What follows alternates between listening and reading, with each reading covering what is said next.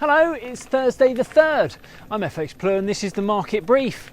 So since he came to power, Sunak has taken a very different approach to that seen from Boris.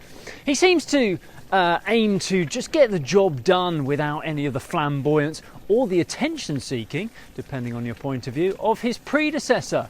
For example, the Windsor Framework, which allowed Brexit to be completed, that was achieved without any of the bluster and the threats seen with the previous dealings with the EU. However, he won't win the election with such a generalist approach, and he'll probably need to focus on the traditional party values a bit more if he is to galvanise backbenchers to rally around his leadership, and then if he's to win back some of those voters disillusioned with Tory performance.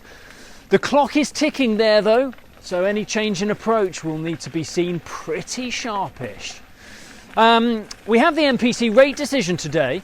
They are certain to deliver another rate hike, the 14th in succession if you're counting. But there is still a degree of uncertainty if they'll vote for 25 basis points or if we'll see another 50 basis point rate hike.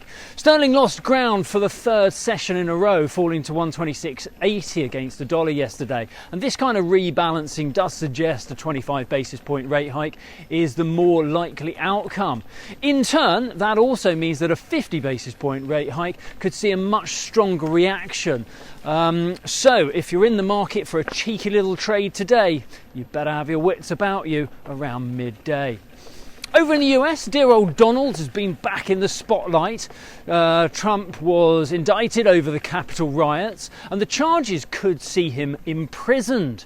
While some see this as a step in the right direction, others fear further gains in the polls, which, given what has gone before, look pretty likely to follow this.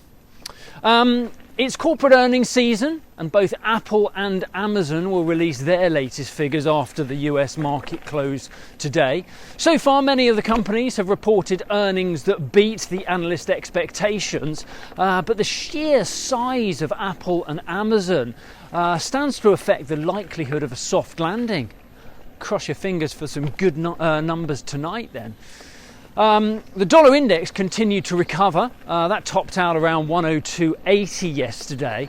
So it's all looking pretty good in the US. But don't forget, it's Non-Farm Friday tomorrow. Polish your bibs and bring your A game. We're having the sweepstake. If you do not have a clue, then just tweet through and ask FxPlew.